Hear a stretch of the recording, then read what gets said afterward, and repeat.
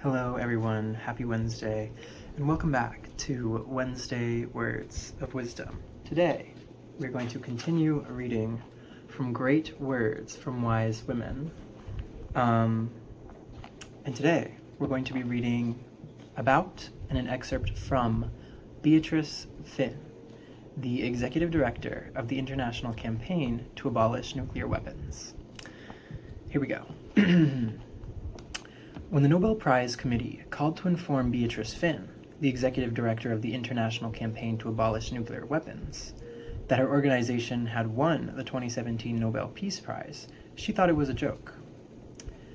Based in a small office in Geneva, the International Campaign to Abolish Nuclear Weapons, is going to be referred to as ICAN throughout the rest of this, had been working on the first global treaty to ban nuclear weapons since 2007. A decade later, the United Nations formally adopted the proposal, and ICAN continued collecting signatures from eligible member states. 50 countries must ratify the document for it to take effect. The 9 nations holding nuclear weapons boycotted the negotiations. In a policy area historically dominated by men, the Swedish Fihn has made her voice heard, becoming a figurehead for the cause. We are a movement for rationality, for democracy, for freedom from fear, she has said. In her Nobel lecture, Fihn argued that we citizens are living under the umbrella of falsehoods. These weapons are not keeping us safe. They are contaminating our land and water, poisoning our bodies, and holding hostage our right to life. She called on nations with robust nuclear programs to disarm, and painted the decision to support the treaty as a choice between the two endings: the end of nuclear weapons or the end of us. It is not naive to believe in the first choice, she maintained. It is not idealistic to believe in life over fear from destruction. It is a necessity. Wow. Very fitting, with the United States bombing Iran, supposedly to prevent the progression of the creation of nuclear weapons. And I say supposedly because this has been the same story for decades now.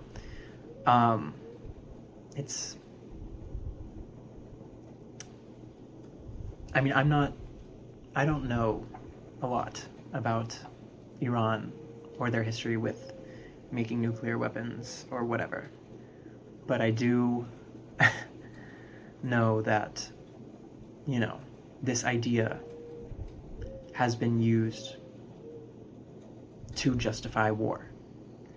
And it seems like it's being used again, that we have to, she's going to get into this idea of mutual destruction. And it's, like she said, it's a falsehood. We don't need nuclear weapons. Nobody needs them to be safe, to ensure their right to live. It's the exact opposite. Let me just read the passage, because the passage is really good. So this was from the Nobel Lecture of 2017. At dozens of locations around the world, in missile silos buried in our earth, on submarines navigating through our oceans, and aboard planes flying high in our sky, lie 15,000 objects of humankind's destruction. Okay, I just also want to note that triplicity there, the buried in the earth, in the oceans, and in the sky. I've talked about this before in some of these passages that I've been reading. When you do that, when you have something in a list and you're expressing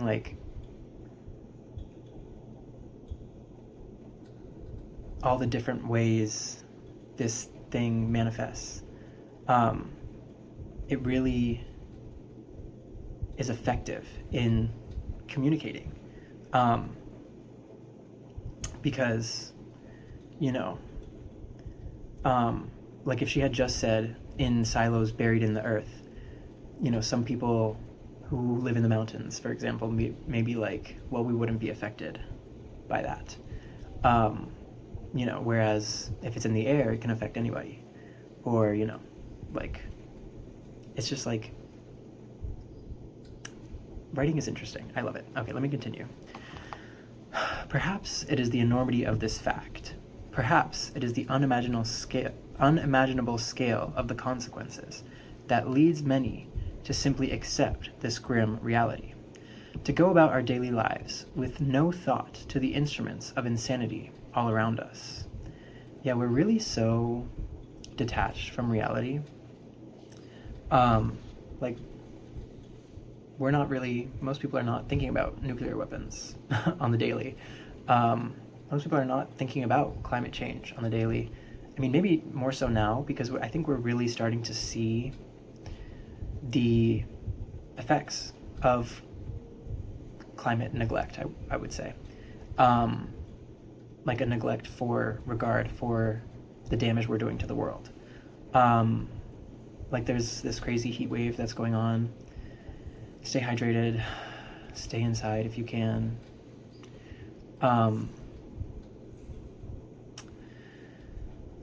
It's just like, it's so hard to, you know, not succumb to this like fear that we're constantly being surrounded by destruction and by like impending doom. But by the end of this, we'll sort of have like a mindset shift. So let me continue. For it is insanity to allow ourselves to be ruled by these weapons. Many critics of this movement suggest that we are the irrational ones, the idealists with no grounding in reality, that nuclear-armed states will never give up their weapons. But we represent the only rational choice. We represent those who refuse to accept nuclear weapons as a fixture in our world, those who refuse to have their fates bound up in a few lines of launch code. Ours is the only reality that is possible. The alternative is unthinkable. The story of nuclear weapons will have an ending, and it's up to us what that ending will be. Will it be the end of nuclear weapons, or will it be the end of us? One of these things will happen. The only rational course of action is to cease living under the conditions where our mutual destruction is only one impulsive tantrum away. Wow. And so that speech was given in 2017 during the first Trump administration. And I think that line at the end sort of alluded to him, because he is known to be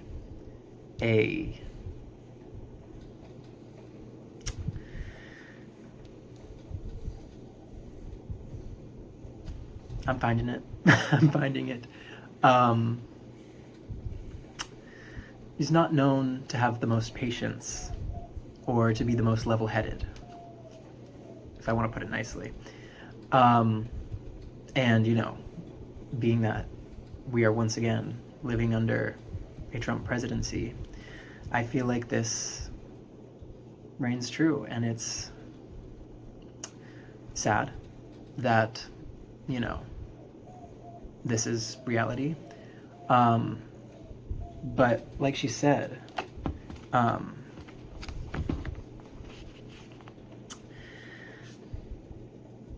where did she say it? She said, ours is the only reality that is possible. The alternative is unthinkable. And it really is. Like, war, unfortunately, is or has been a constant. I don't think there's ever been a time without war, without conflict, without people fighting over resources, over access. And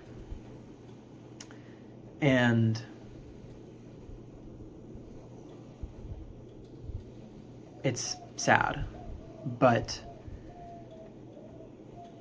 you know, to imagine it getting to a point of, like they said, mutual destruction, like that's the only thing that having nuclear weapons is ensuring. It's ensuring that there is the power to destroy life, to destroy humanity, to end all things. It's hey, hello everyone. So I received a phone call while I was filming.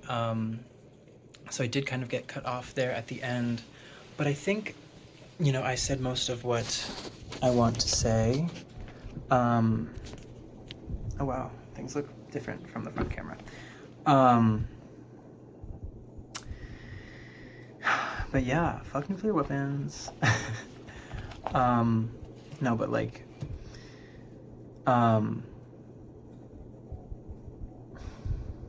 we can't continue this cycle, you know, of endless war. Like the United States has been, it's a war machine. Like it's not a joke when people say like, like this country needs armed conflict to continue because it's like what the United States does. It does war and it does war well. Oh, sorry. And that's gotta change. Like, I mean, I feel like it's time, you know, Pluto return of it all. Like, it's not really exciting to me that, you know, Uranus is in Gemini, and every time that Uranus has been in Gemini, the United States has been at war. Like, that's really not fun nor exciting. But sometimes fighting is necessary in order to resolve things. And like, I don't want war. I don't need more war. That's not what I'm hoping for. But things need to change. And people's lived experience around the globe needs to get better. And I don't know how we do that. And I know it's not by dropping fucking bombs on each other.